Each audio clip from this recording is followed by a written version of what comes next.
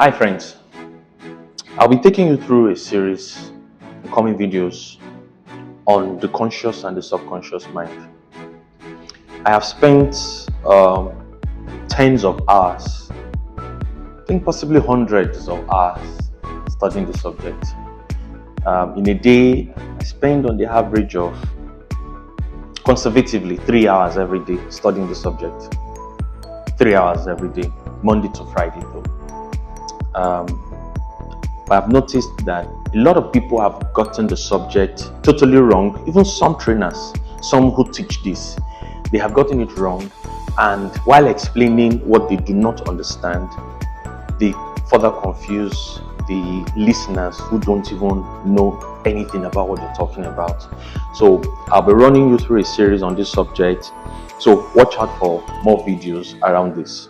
Now, the conscious and the subconscious mind, let me use this illustration to explain, and I'll make further references to it. The first is the conscious mind is like, for those in Africa, in Nigeria, you understand this better. It's like room and parlor. Room and parlor. 2-bedroom. Not 2-bedroom really, room and parlor. So your conscious mind is parlor. Well, in the West we call it sitting room or living room. Your conscious mind is parlor, while your subconscious mind is room. I say that again. Your conscious mind is parlor. Visitors come in, people come in, you receive guests, strangers, whoever, they just come into the parlor. They come, they don't stay. Most times they come and they go. They come and they go.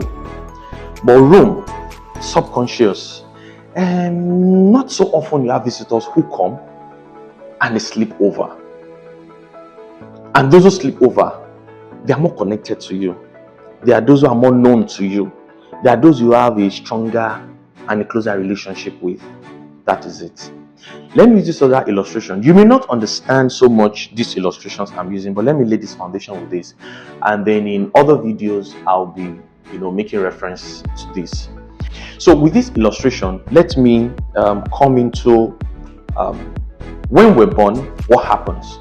So at birth, you have a baby, 0-year-old, 1 month old, 3 months old, 1 year old, 2 months old. Usually at birth, we have our subconscious active. In fact, at the point we take our first breath, at birth, your subconscious, at the point where your heart starts to beat, your subconscious starts to work, right? But then, even though you have the conscious mind as well, but your conscious mind is not really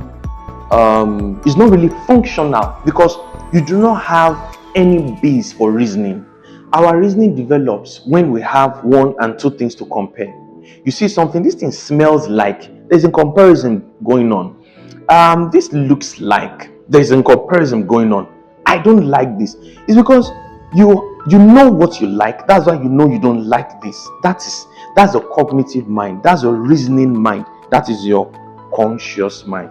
But babies don't have any cognitive mind, as it were. They don't have it developed.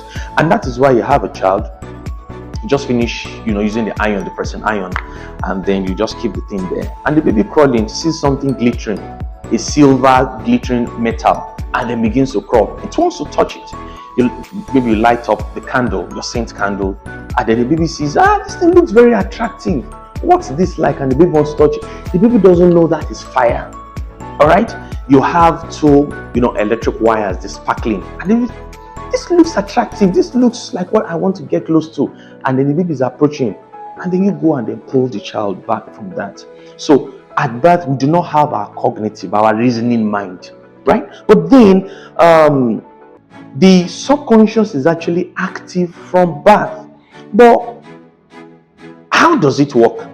We do not actually know the effect, the impulse, and the impact of our our subconscious mind, of the things that have been said to our subconscious mind at birth, until later on in life, when those things begin to resurface, when they begin to come back, and then you discover that you have been programmed, because that is actually your programmed mind. That is where we are programmed beings. Actually, you are You are programmed to act, to react in a particular way. You're programmed to talk in a particular way. Like if you knew how I talk and I came up here and I begin to use one kind of British accent, or I come and then I begin to, hello guys, good afternoon. You begin to wonder, is something wrong with this guy? The previous videos I've been watching, this is not how he talks. So we have been programmed to walk in a certain way, right? If you know the way I walk and then suddenly I come to the office one day and then I begin to, is everything okay? Or like I begin to leap, is everything all right? So we have been programmed to walk in a certain way. When someone says something to you in a certain way, there is a way you have been programmed, growing up to react that way. That thing doesn't show up until later on in life. And then for some people, they feel it's too late. Actually, there's hope. There's a way you can still get back to the program. And I'm going to be showing you in subsequent videos on how to go back to the program and then begin to change whatever it is there to your own favor and to your own good. So essentially, what I just want to share with you today, or what I've just shared with you today, is just an introduction to the conscious and the subconscious mind. In subsequent videos, we're going to be unpacking more about this very interesting subject that affects you. And it's because of the program, the subconscious mind, that's why you are where you currently at. But life can change, things can improve, if only you know how. Thank you, and be well.